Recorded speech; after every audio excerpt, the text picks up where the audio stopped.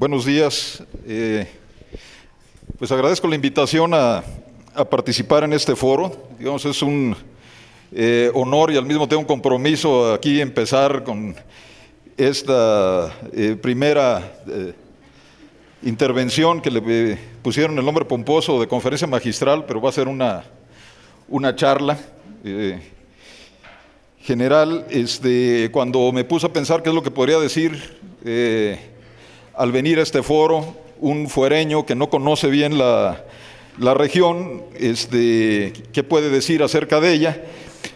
Pues pensé más bien hablar de qué significa un lugar como en el cual estamos aquí, que aparece en esa imagen de satélite, esta poblado Real de 14, esta región de la Sierra de 14, de Viricuta, del altiplano potosino. Pues qué significa para los que vivimos fuera de aquí, pues para los que vivimos en este planeta. Y una cuestión que es importante, creo yo, cuando piensa uno en lo que sucede aquí, es que en esta región, pues encontramos prácticamente enfrentadas dos visiones muy distintas de lo que es la relación entre los seres humanos y la naturaleza. Por un lado, podemos pensar, quizás como lo vemos la gente que trabajamos en temas de ecología y de conservación, un lugar que aún conserva elementos muy importantes del patrimonio natural, diversidad biológica, elementos representativos de toda una provincia desde el punto de vista biológico, que es el desierto chihuahuense, que se extiende pues desde San Luis Potosí hasta bien entrada a las zonas áridas de los Estados Unidos. Pero también pues es un área que para el pueblo wixárika pues representa un lugar sagrado y un elemento fundamental de su cultura. En el extremo opuesto es un área también en la cual hay recursos mineros, agua subterránea, y hay otra visión del mundo que es los recursos hay que explotarlos para algo que llaman desarrollo, ¿sí? En un mundo que tiene una verdadera obsesión con el crecimiento económico, ¿sí? Esa es otra visión que hay de las cosas. Si fuéramos como hacen los antropólogos a estudiar una cultura en particular, y en esta cosa podríamos decir, y como etnólogo del siglo pasado o antepasado, vamos a estudiar las tribus salvajes de los empresarios, los financieros y los gobernantes, encontraríamos que, bueno, es una etnia en la cual una institución fundamental es el mercado, que tiene ciertos mitos fundacionales, libre mercado, dinero, empresa privada, entre otras cosas, y costumbres muy particulares. Avaricia, afán de lucro, especulación financiera y esa obsesión por la acumulación de capital. Una de sus costumbres más extrañas, por ejemplo, es extraer oro del subsuelo, explotar minas de los yacimientos subterráneos para convertirlo en lingotes y luego volverlo a meter debajo de la tierra en las bóvedas de los bancos, ¿sí? Es una costumbre algo extraño, ¿sí? El oro sale de las profundidades de la tierra para volver transformado en lingotes a una bóveda. Y en procesos como este y muchos otros, la ignorancia de esta tribu tan particular pues los lleva a destruir la tierra. Podríamos ver las cosas así, ¿sí? En esta región, es decir, la Sierra de 14, Viricuta, el altiplano potosino en general, hay diferentes concepciones del territorio. Están quienes habitan en la región, ¿sí? Y que, bueno, tienen el derecho primordial de ser los que viven en el área y dependen de ella para su sustento, para sus condiciones de vida, para sus opciones de futuro. Está también un pueblo indígena que ha He estado aquí desde hace muchísimo tiempo, desde hace quizás miles de años, que considera que esta región es un lugar sagrado y parte fundamental de su cultura.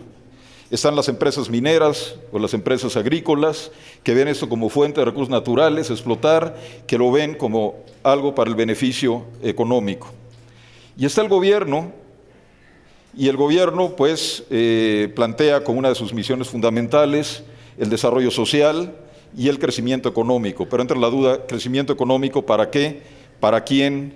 ¿Y hasta cuándo podemos mantener ese crecimiento económico? Parece que las cosas no van muy bien en este país últimamente, con todas las promesas hechas en una serie de reformas, reformas energéticas, reformas de todo, cuando estamos afrontando una severa crisis financiera, depreciación de la moneda, etcétera. Parece que el modelo de desarrollo y de crecimiento no va muy bien, y mientras estamos malbaratando nuestros recursos naturales, ¿sí?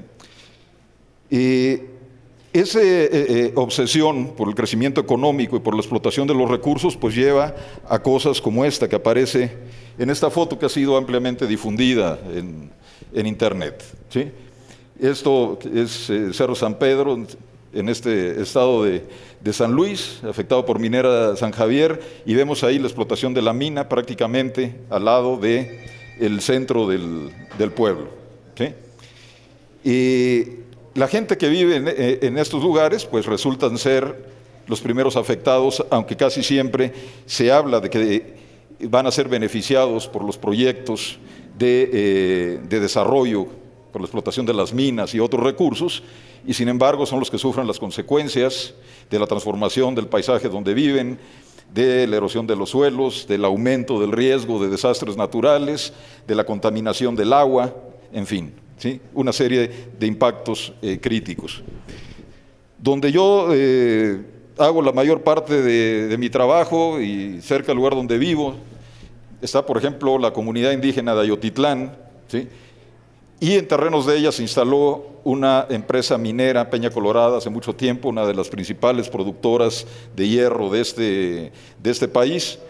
Y bueno, es una situación persistente de conflicto social en esa área. Y en el pasado fue lo mismo con las empresas madereras, allí en la Sierra de Manantlán, ahora decretada como reserva de la biosfera. Y lo que vemos ahí pues se expresa de alguna manera en esta caricatura de Rogelio Naranjo, ¿sí? del cacique, ¿sí?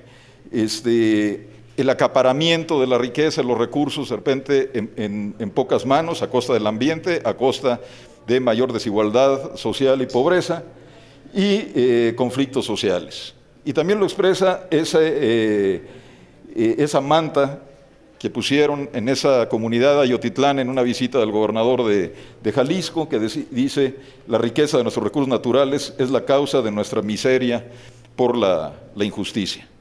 Vivimos situaciones como estas a lo largo y ancho del país, y podemos decir que en muchas partes del mundo, en todo el continente.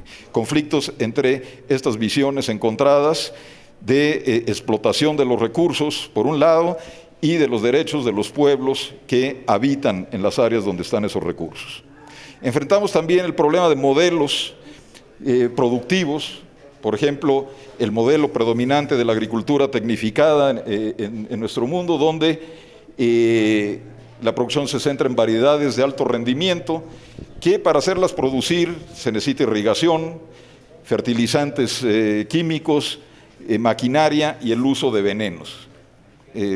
Insecticidas, herbicidas y demás, para mantener una producción que además transforma severamente el paisaje, tiene una serie de impactos, desviación del agua, sobreexplotación de acuíferos, degradación de suelos, alto consumo de energía y de materiales no renovables, alteración de los ciclos del agua, del carbono y de los nutrientes, ya a escala planetaria, contaminación química y daños a la salud humana, y además la concentración de los beneficios en las grandes empresas y el desplazamiento de los pequeños productores.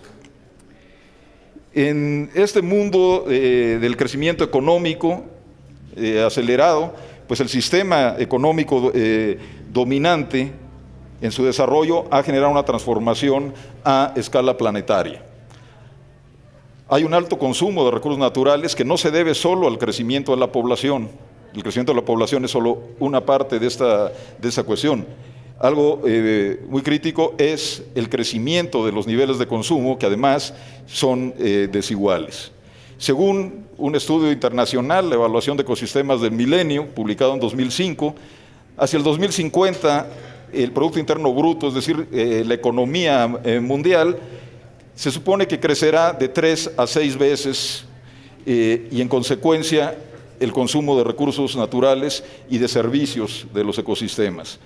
Pero resulta que según el informe de desarrollo humano del Programa de Naciones Unidas para el Desarrollo, el 20% más rico de la población mundial consume el 80% de las mercancías y por lo tanto el 80% de lo que se extrae de los recursos en el mundo y el impacto que genera.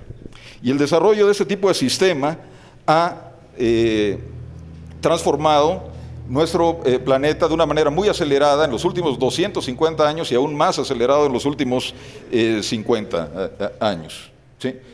Bueno, lo que vemos ahí es el paisaje de la Ciudad de México cuando si uno llega en avión en una mañana, especialmente en el invierno, tiene uno miedo de pegar con esa nata gris que está arriba. Y lo que está allá arriba son las emisiones derivadas justamente del consumo de cosas como combustibles fósiles, y abajo los desechos de la basura, y afuera de ahí sale el agua contaminada. Y esto es como estamos transformando el mundo. Otros estudios a nivel internacional, y quiero explicarlo con esta gráfica. Abajo están los años, desde los 60 hasta una proyección al 2050, y en el otro eje está como unidad de medida el número de planetas Tierra que necesitamos para vivir. La línea verde indica un planeta, que es pues, el único que tenemos, ¿sí? Y la línea roja lo que indica es los niveles de consumo de recursos y de energía de la humanidad en su conjunto. Pues resulta que por ahí de los 70s, 80s, llegamos a rebasar ese límite. Se había publicado en los años 70 un estudio que hablaba o advertía justamente de los límites del crecimiento. En mediados de los 80 se empieza a utilizar el término de desarrollo sustentable por una comisión de las Naciones Unidas sobre medio ambiente y desarrollo. Y dicen, tenemos que hacer que el desarrollo, el crecimiento económico puedan mantenerse a largo plazo y pensar en las generaciones futuras. Pero resulta que el llamado de alerta parece llegar un poquito tarde porque ya rebasamos la demanda de recursos. Se estima que estamos consumiendo un nivel de recurso equivalente a si tuviéramos planeta y medio, ¿sí? Y obviamente no tenemos más que uno solo, lo cual quiere decir que estamos viviendo con una especie de sobregiro ecológico. Es como si tuviéramos una cuenta en el banco, nos estamos acabando lo que está en la cuenta, ¿sí? No estamos percibiendo ningún ingreso y estamos viviendo de eso, pues prácticamente nos la vamos a acabar en algún momento. Entonces vivimos en un planeta, ¿sí? Con limitado, con recursos finitos. Tenemos que pensar que no tenemos a dónde más ir y que tenemos que cuidar lo que hay ahí, pero hemos rebasado los límites de ese planeta, ¿sí? Actualmente se habla mucho de cambio climático. Es el tema central en todas las discusiones sobre los problemas ambientales. Sí es un problema crítico, pero no es el único problema crítico, ¿sí? En los 70 se hablaba sobre todo de contaminación química, en los 90 de la pérdida de biodiversidad. En realidad un estudio realizado por un equipo de científicos, un equipo internacional, pues tomaron 9 aspectos centrales del ambiente en que vivimos y dicen, bueno, hemos rebasado los límites del planeta en el tema de cambio climático y de pérdida de biodiversidad, en la alteración del ciclo del nitrógeno, un elemento fundamental para el crecimiento de las plantas y que se utiliza como en la fertilización de los campos agrícolas. Se ha alterado también el ciclo del fósforo otro elemento fundamental para la nutrición de las plantas, pero aparte hay problemas como acidificación de océanos, un consumo excesivo de agua dulce, en el cual estamos tendiendo a rebasar esos límites, y especialmente en zonas áridas o semiáridas, donde llueve muy poco y los acuíferos se recargan muy lentamente. Y bueno, este es un tema central en este foro, el asunto del manejo del agua, algo que es crítico a nivel internacional. Y también pues hay un incremento de la contaminación química, efectos en general que se traducen a escala planetaria.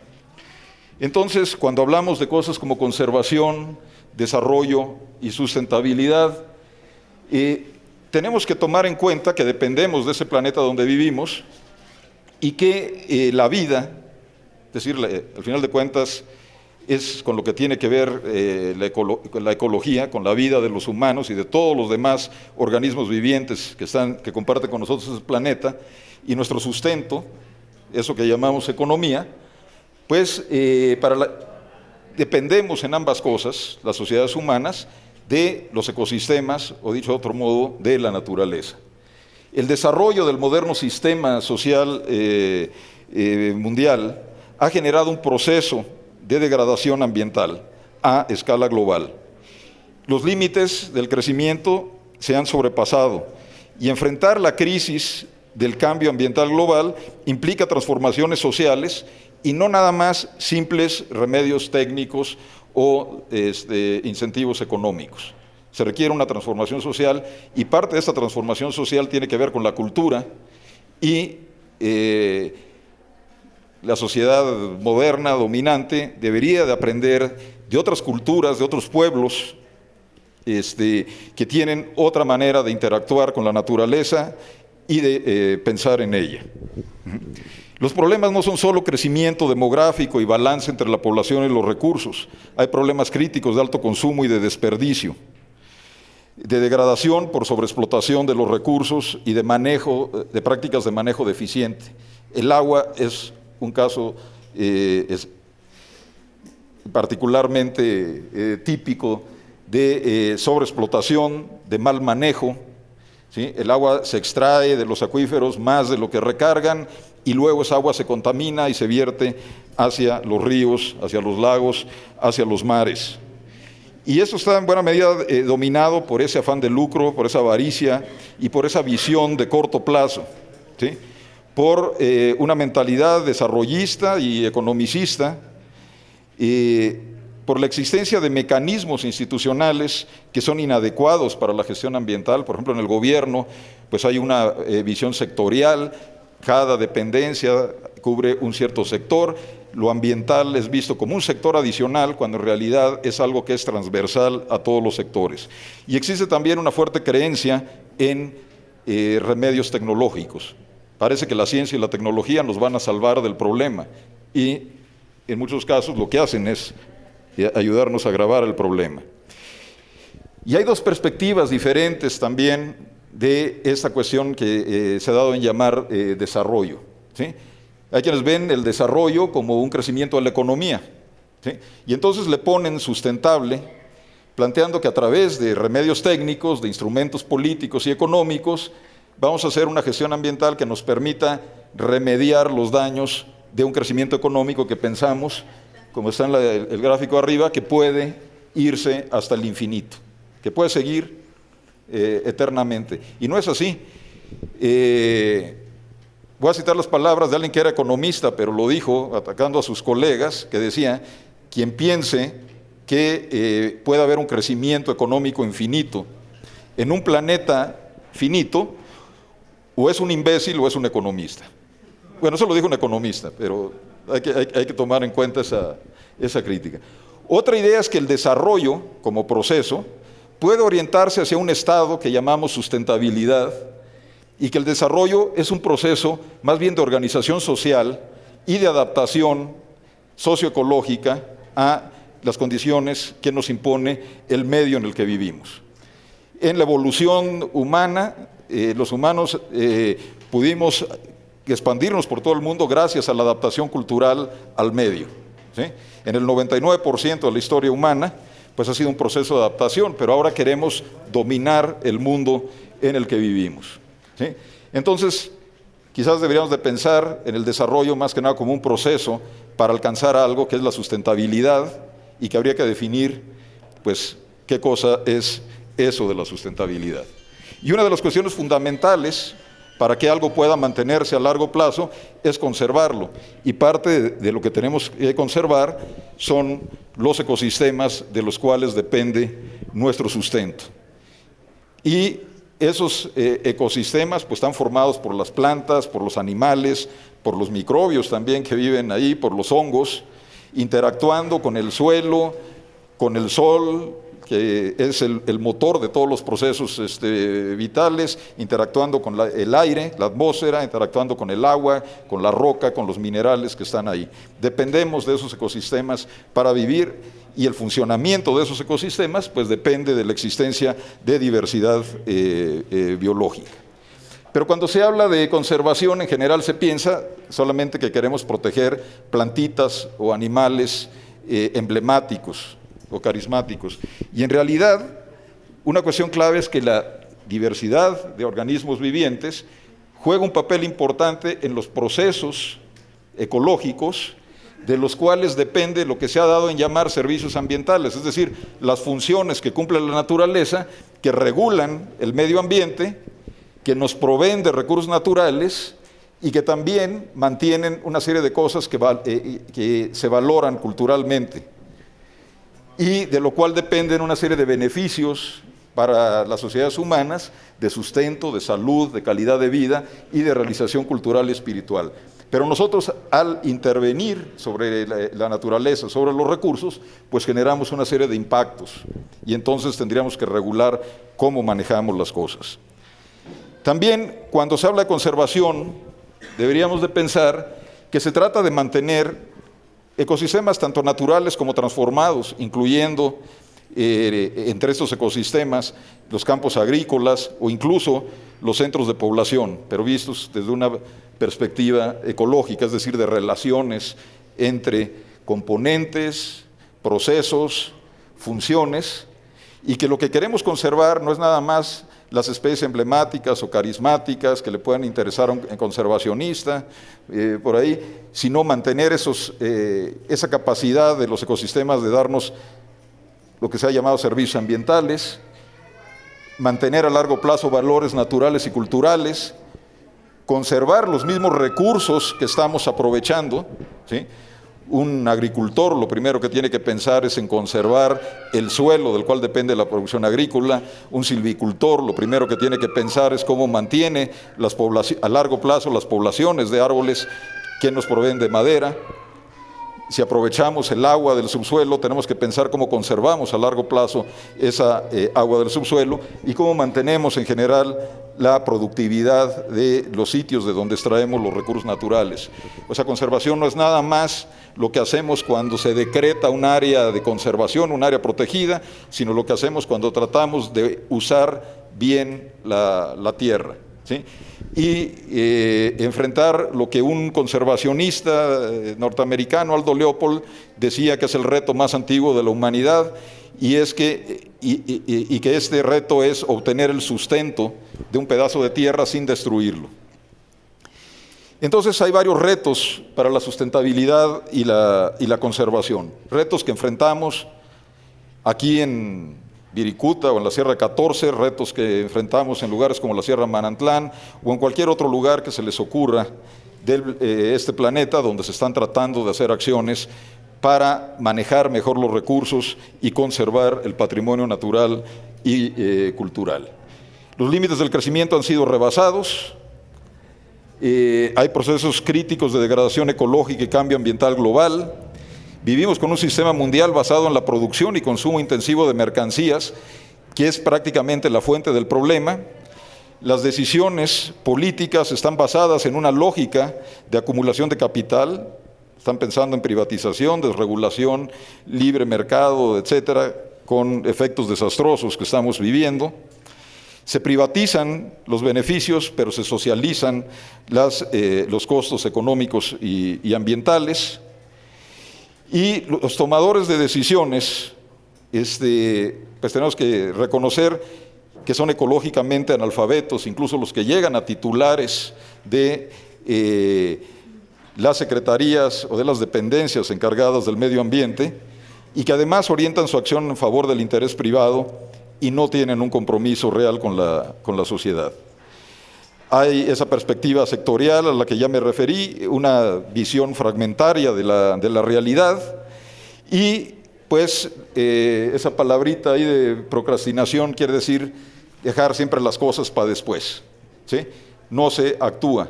Sobre cambio climático global se ha reconocido el proceso desde hace 50 años, hace 30 años que salió las primeras acciones en relación al cambio climático, y realmente se ha hecho muy poco. Se carece de voluntad política. Si queremos alcanzar una condición de sustentabilidad, necesitamos tratar de integrar tres cosas, ¿sí? Un manejo del territorio, de los recursos que sea apropiado ecológicamente, que quiere decir conservar esos recursos, conservar el patrimonio natural, conservar los ecosistemas, reducir el impacto de las actividades humanas y también restaurar las áreas que han sido degradadas. Pero esto, pues, bien, en un sistema económico, pues tiene que tener viabilidad desde el punto de vista económico. La gente necesita obtener su sustento diario, ¿sí? Ganarse la vida de alguna manera. Necesitamos sistemas que sean viables económicamente. Pero sobre todo también se necesita que esto sea socialmente justo, ¿sí? Y equitativo, y no solo en beneficio de unos cuantos. Es importante entonces en la gestión de nuestro medio ambiente y de los recursos tomar conciencia de cuatro cosas que podemos llamar las 4 Es, para un poco como simplificado, pero para recordarlo, que tiene que ver con la ecología. Es decir, necesitamos conocer y entender cómo es el ambiente. En ecología la raíz de la palabra oikos en griego quiere decir la casa donde vivimos. Tenemos que conocer cómo funciona esa casa, cómo es, para poderla conservar.